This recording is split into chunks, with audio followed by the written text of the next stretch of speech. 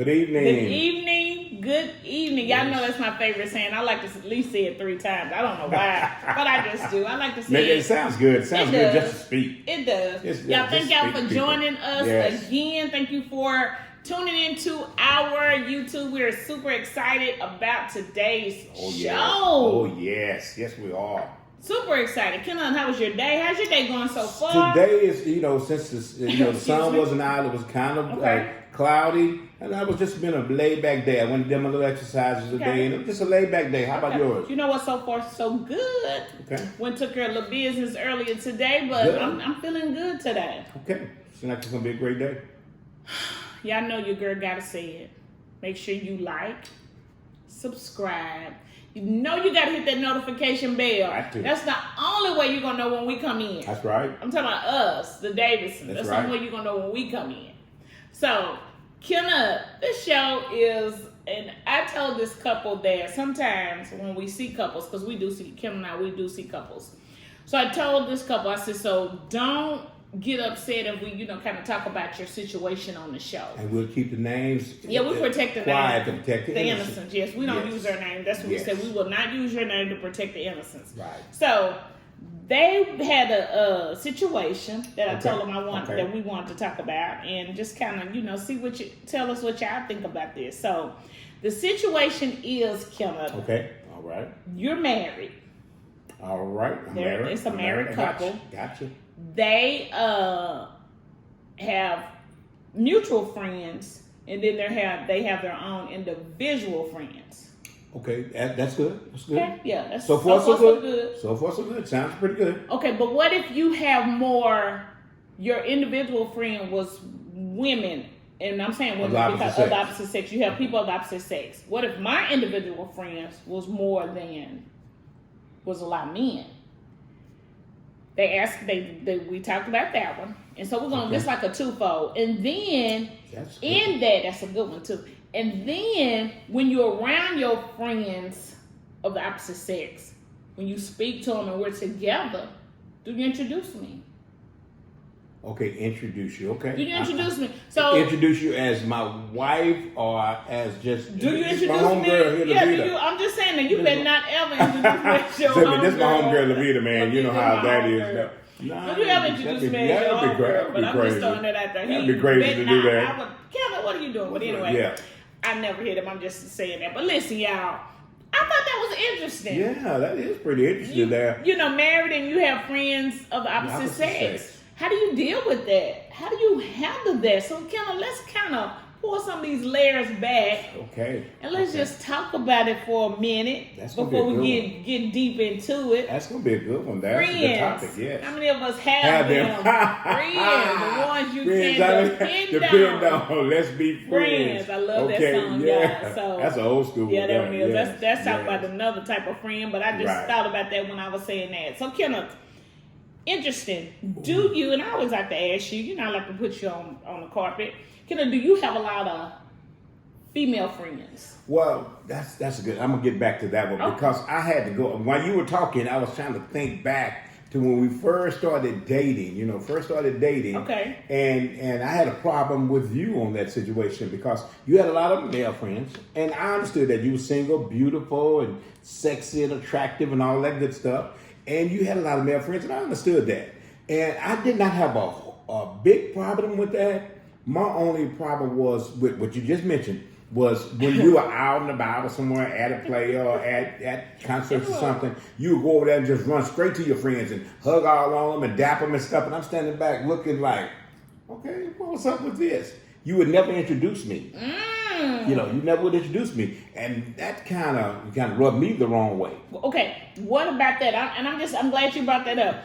What about that? Because that's what I said we're gonna get deep into it. What about that rubbed you the wrong way? Was it? It seemed like it was almost like a diss.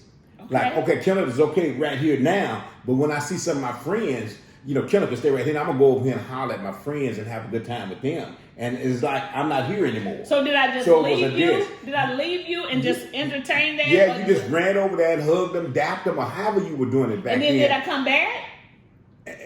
For a minute you did. For a minute you did, but I think it was just that part that really, because I'm old school. See, I'm an old school dude, and I believe in just respecting. I respect the wife respects me. I believe in respecting, and I think the respectable thing to do is just to, when you see him, say, hey, this is my husband Kenneth right here. This is John or Jim or whatever. Okay. Then you can go over there and dap him and do all that. But I think it should be the respect part first. You should respect the husband or the wife first. And then you could go over that. Yeah, but you wasn't used to that. You were single. You were used to running around. And you and I think another problem was you and I didn't set the rules. We didn't set any boundaries. We didn't do anything like that. It was just like we were dating, we were married, and that was it. And so you and I did not bring that up until we had to address it open. And to me, two interesting things stood out to me, where you said that you felt like it was about respect to you. Right. So what I'm hearing is that it was a disrespect to you for me to do that. At first. Okay. At first. Right. I'm hearing that was a disrespect for to me to me, because I was old school. I'm old school. You. Okay. Second thing I'm hearing is that there was no boundaries. So that's why I said, can you open up a whole new can of worms, a whole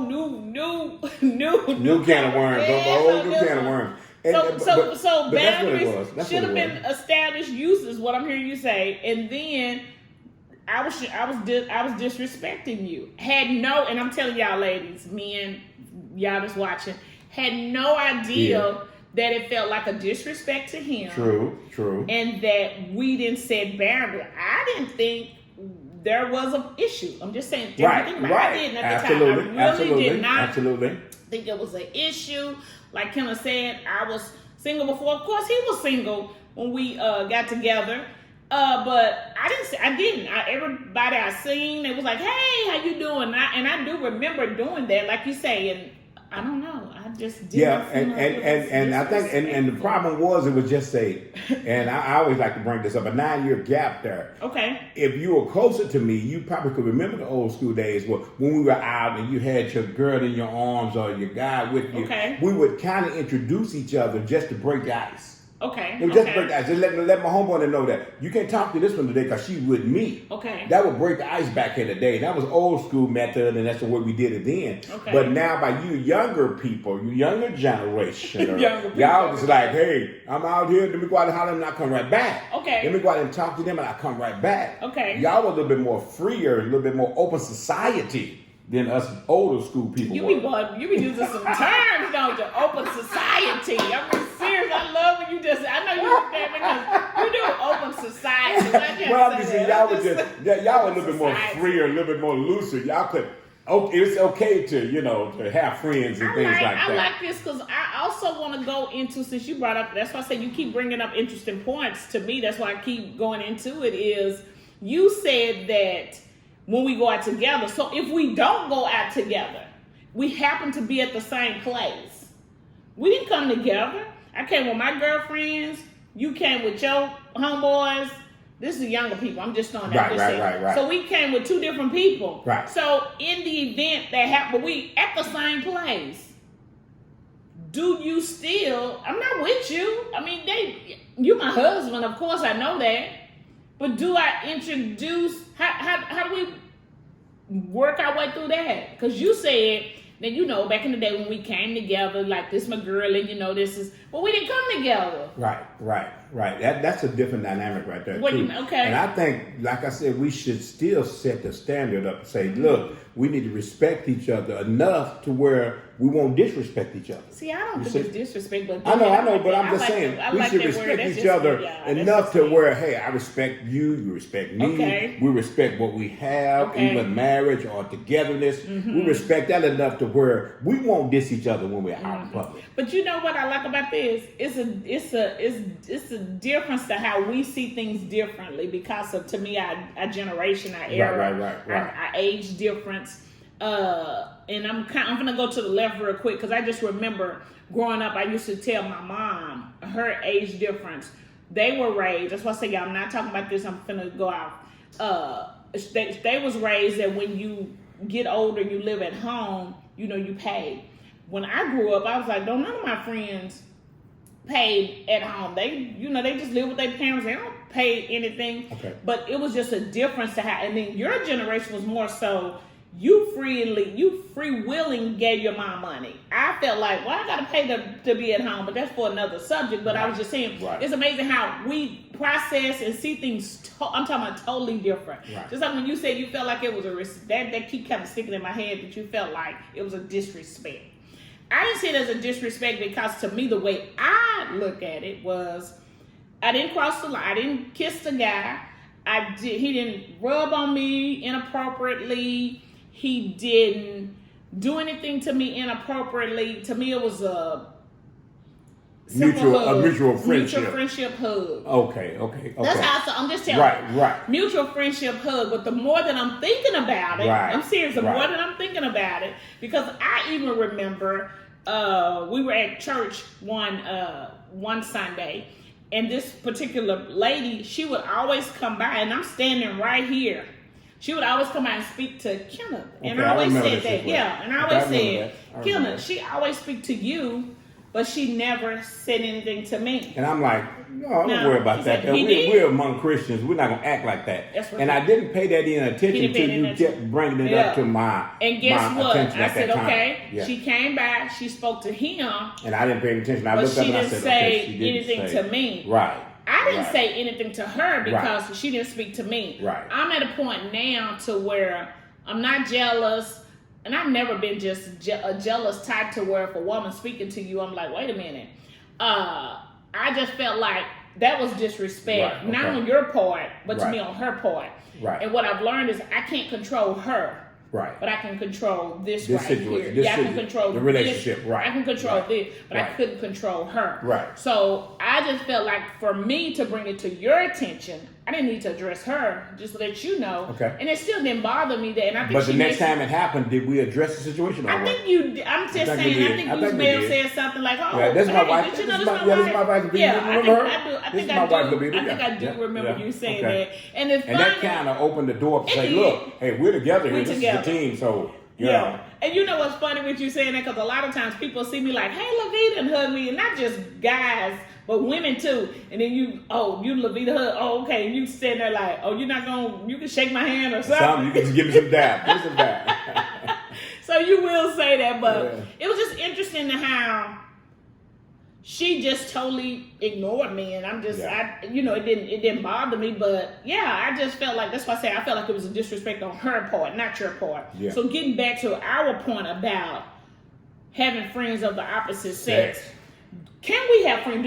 Are you okay with me having friends of the opposite sex? Well, see, I would like to bring that friends down to maybe singular and not plural as much. Because when you say friends, when you're saying it's like, I have a lot of male friends. And it all depends on what's your work ethics, what industry are you in. Okay. You can have a lot of male friends, but if you just, the run-of-the-mill sister here or brother, why should I have a multitude of male friends or female friends? But what if it's I went to school, I went to high school with them. Okay. Went to college with them, and I'm just breaking it down to smaller terms for younger people. Okay. I've been in a fraternity or sorority. Okay. So these are the people that part of that dynamic.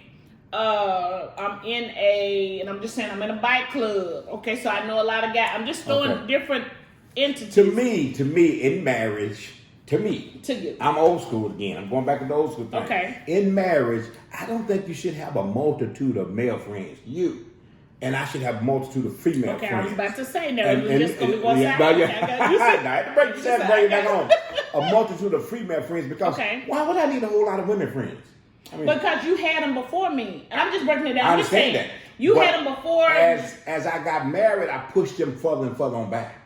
Okay. I don't need them anymore like I did with advice and friendship and talking and things like that. I don't need them anymore. Okay. So I could push them back even further so I won't have a multitude of friends anymore.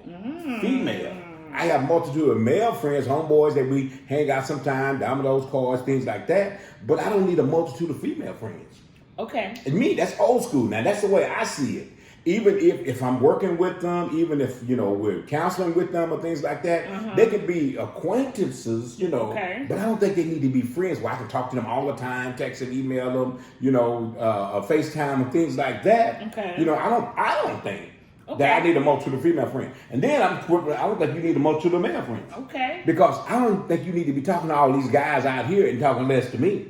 Now that's what's going to happen. I do like that. You know, that's right. You talking to all these guys. How they do when you get home? You have nothing to say to me. Right. Well, I got all this information from all my friends out here. I don't need to get information from another man. Because I think you and our communication need to be at the highest level, and then, like you say, everything else and everyone else is secondary. I agree with that because I do believe that you having a lot of female friends could make me feel a certain type of way, and I'm just being honest with you. I think if I saw you talking to women all the time, if I saw you hanging out with women all the time, and unless, like you said, it's your business, and I'm saying you do that for business. But I want to ask you another thing too, then, since we're still discussing it. So if you have a female coworker that I think that's crossed the line, just like I said, the lady, she didn't speak to me. And that's why I said I'm just kind of going to let it. You had one that I felt like crossed the line. How do you handle that situation? Well, first what I mean by that is, to me, she's constantly texts, but you and her have to work together. Y'all do, because y'all probably working on this project. You and her have to keep in close contact because y'all trying to get this done, or we trying to make this deal happen, or we trying to close on just whatever it is. You and her have a really close relationship, but I feel like it's kind of crossing the line. How do we handle that? I think we should address it. You let me know. Don't keep me in the dark. You keep every time you see this number pop up or this name pop up, you getting mad and angry about it. Let me know too, so I'll have some idea that this is getting up under your skin, or this is, kind of bothering you, that I'm texting this young lady on my job too much. Okay. Or I'm introducing her too much. You let me know, and then I'll have to address that. Okay, but what if I have? Because I'm telling you, we've had couples. That's why I'm bringing it up. Since we've kind of niching this, stitching this all together. It's all intertwining. Okay. So what if I did have a problem with that? Because she is a woman friend of the opposite sex. She's definitely like a coworker. You can't just say I can't talk to her. Right. You need her to finish this project. Because me and as a male, as a leader of this home, I would love to keep my relationship at a mutual understanding where we can have good vibes, where we can, enjoy our relationship and our marriage. And I wouldn't want a whole lot of stuff coming in disrupting that. Okay. So if I saw that as a male and the leader of the home and the husband, as I saw that, I would say, look, if this is a problem, what is it that you would like me to do? Would you like me to tap the brakes on this and slow the project down? Or what would you like to do? Okay. I would want to get some information from you. What would you like me to do with this young lady that I'm having too much time with on the job? Glad you asked me. See that? Glad you asked me. Okay. What I would like is that your office hours are 8 to 5. Okay. Your office hours. 8 to 5. Okay, and I'll even say 7 by the time you get in the car, 7:30 to 5. She can call you from 7:30. I'll even give it a 5:30 because you're on your way home. But once you hit that garage, or once you hit that door, I'm just saying, whatever has to be done, we should have discussed. We would have had 8 or 9 hours to discuss that. Together, right. Yeah, y'all done had that whole time. So now, what more do y'all need to discuss? Right. I'm listening to you now, and I can kind of see that in my mind. That's so important. Yeah. I'm just that making sense. It's making sense. So that's why I say friends of the opposite sex can be sticky. And we need to draw a line. I think we need to draw a line with friends of the opposite sex. A line has to be drawn because I think and I'm gonna speak from a woman's perspective. Okay. Woman's perspective, we will tempt, not me, but I'm just saying we can and we'll push it forward, that we'll push that envelope as far as we can. Not all women, I'm not saying that, but I think women, we're in a situation where we'll push that envelope as far as we can push it. And if you allow us to even open that envelope, or if you allow us to even kind of tear that envelope or that door, and I'm gonna use the door, you allow that door to come open a crack, even push through, we gonna go as far as we can with that door. And that's good too. And I heard you mention earlier about jealousy. Okay. I've tried my best not to be a jealous husband, man, father, things like that down through the years. And that helped me They don't alike. Even when I was younger, I tried not to be too jealous because, hey, you know, they didn't get you any work. Right. I figured out if you wanted me and I wanted you, we would go with each other. If you want old Joe Blow or you want old Jim Jam, you could go to him. Right. And I would have no problem with that. So I appreciate you saying that you wasn't a jealous person because I tried not to be one too. Even in the first time around and the second time around, I try not to be a jealous man. Right. So I have to be, you know, sympathetic to some of the needs there, that if you have some male friends of the opposite sex, you know, you have some male friends of the opposite sex that you know, talk to them and stuff like that, you associate with them. But like you said, we shouldn't have too much time off the job or too much time off of our projects to let it interfere in our home. We should be calling you at 9 o'clock at night. That's what I, you know, that's 10 what o'clock I said. at night, texting you and you've been with this person all day. And the little text I'm sending you ain't nothing, but you've been in this woman's face. Y'all been together working on this project, and all of a sudden she got to call you 9, 10 o'clock at night. I have a problem with that. Right. I would too. And if this happened multiple times, that's what I'm saying. Consistent. We would have to have a conversation. We have to have a deep conversation. We have to have a conversation. We have to come to the table. Because, you know, I was telling some guys this other day, I said, man, we need to realize this. If we want to be married, that's a certain boundaries we have to set up. Because when we were single, we could talk to multiple women of the opposite sex and things like that. But now that we got married, it's a respect thing that comes into play. I think it's a respect. You need to respect your wife. Right. You respect your husband. Yes. And we both need to draw the line and say, okay, how much time do we need to talk to these ladies on the job? And then when we get home, we cut it off. Right. How much time do we need? And I'll ask you that. How much time would you need? But I'm glad because, I remember when I was working, I'm saying full-time, not saying I'm not working full-time, but I'm saying just working, when I was just saying hanging out with my coworkers and stuff, by the time I got home, you used to tell me, LaVida, you've been with those, and it wasn't even just guys, just people, and that's why I understand. You've been with those people all day. You come home, you still talking to them. Right, okay. I'm coming to the phone. Right. You just left the job. Here you are. Here you are now. Yeah. So I had to understand that. And what I did is, I knew, and they knew. We could talk all the way home. That's why I said, you got the time you get in the car. We could talk all the way home. But I knew when I pulled in the garage, okay, girl or whoever, let me talk. I talk to you tomorrow because you know I'm at home. Okay, yeah, I know how it is you at home. We just set that up that once we're at home, we put those phones up. Yeah. Now this is extreme emergency. Yeah, and you have those sometimes. Right, and we do because you have the group of people you call all the time. I have some people I call all the time, which is I'm okay with that. Right. And again, at the end of the day, to me, it's all about establishing those boundaries. Absolutely. And it's all about respecting each other. Because at the end of the day, like I said, if Kenneth and I are somewhere, now I don't expect every time you see somebody, you saying, hey, this is just me. It just might be different for different people because this particular person had a problem with every time you spoke with somebody, they felt like they should have introduced you. Okay. If you just saying, hey, how you doing, and keep it pushing, I don't think you need to introduce me. To every stop. Yeah, because we'd be all day long. Because you know a lot of people. I know a lot of people. You know. I just say no. Yeah. So my advice to them was just try both ways. Right. Try it. If you get tired and you like, oh no, you don't have to keep doing that shit. We're gonna stop and you done introduce me to everybody. You can't, try both ways and see how it works. Yeah, it works. Because to me, it's whatever makes me feel comfortable. That's what you're trying to do. The main thing is that making sure you and I are good. Right, and then we trust each other because that falls back into the trust category too. Right. Where if you out there mingling with some guests and clients and things like that, I shouldn't get upset because you're talking to the opposite sex. Exactly. Man, and you should get upset if I'm talking to the opposite of a female. Right. And so we should trust each other enough to say, I think LaVida can handle that when she's out there in public, and you think I can handle that when I'm out there in public. Yeah. So that brings it back to. But I like that because I think you and I's trust is really good because you can be on the opposite side of the room somewhere like we're killing, girl. He talk. Oh, I saw him talking to so and so. It don't bother me. It don't bother me. Right. So, and I'm just gonna close with this story. I never forget. You went to the movies one time with one of your really close friends. Long time ago. That's why I said. Did you ask me you could tell the story? No, you need to start asking me first because you tell the story. Because you just pop these stories out here.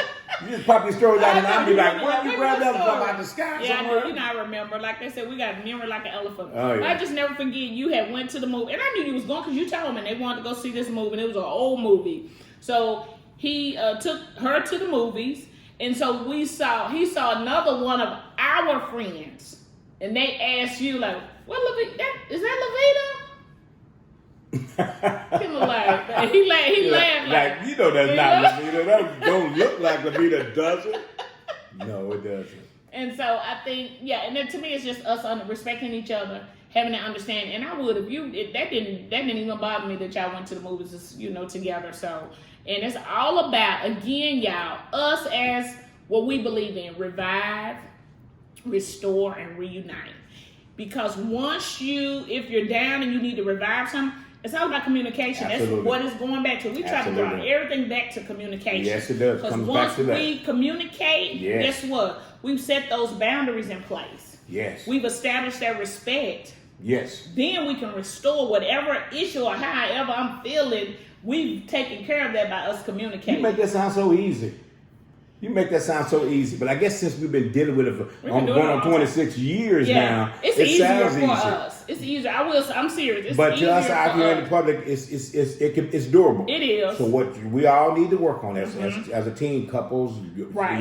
If you're in a relationship, we work on making sure that we communicate with each other, set these boundaries up, and just try to move on with life. Because life is too short to have so much struggles with marriage, so much struggles with relationship. Life is too short for that. We need to start having some fun in our relationship. Start enjoying one another and enjoying each other's company. Stop being so stressed out and tired, and just stoved up so much, And y'all just don't know, school about to start back. Oh, so yes. Time for those Some kids more to stress get is back. coming. So more stuff about to happen. Yes. So y'all, we just really appreciate you all tuning in. Yes. Thank you for those new subscribers. Yes. Thank you for sharing the video. Thank you for telling people about it. Y'all won't hear me say this enough. We appreciate y'all. Sure do. Most we definitely. really appreciate y'all because we know y'all gonna stay tuned each and every week. Yes. Again, hit me up on our email at thedavisonintervention@gmail.com. Keep those questions, comments, and stay tuned, and we'll see y'all next week. Okay. Y'all have a good one. Ya. Bye. All right.